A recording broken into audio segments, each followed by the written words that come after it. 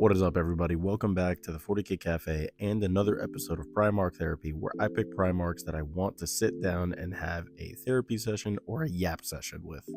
First up on my list, I'm picking Lionel Johnson. I would love to absolutely sit down with him, especially after recent lore, how he just is.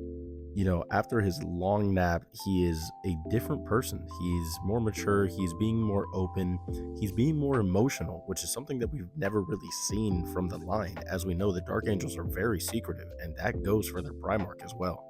He's an individual that grew up in the wild, constantly being hunted by some chaos beast, and was trying to play human his whole life.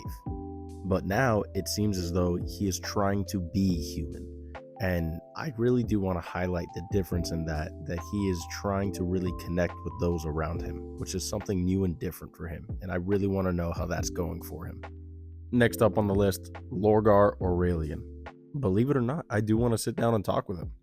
Or at least, maybe not 40K Lorgar, maybe, Great Crusade Lorgar. I feel like he was an individual that was troubled by a lot besides the conflicting ideals between his adopted father, his real father, and himself. Not to mention, whenever something bad happened, he was always just told, well, have you tried the newest and latest trend on the market? On top of which, he never really had any specific one person to go to without that person having any underlying motives or conditions. So yeah, Great Crusade Lorgar. But current Lorgar would probably just sacrifice me to a demon. So if it's current Lorgar, no. Lastly, Leman Russ.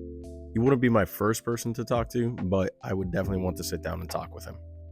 I really want to pick at his brain and the way he thinks. As many of us know, he's very famous for being a hypocritical Primarch, and in some books, he does make mention of it himself.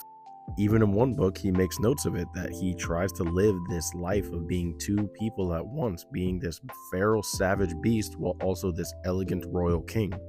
He himself highlights this and sometimes mentions he's not entirely sure why he does it. So for that reason, I would love to sit down with him and just ask so many questions as to why. On top of which, the rager afterwards is going to be elite.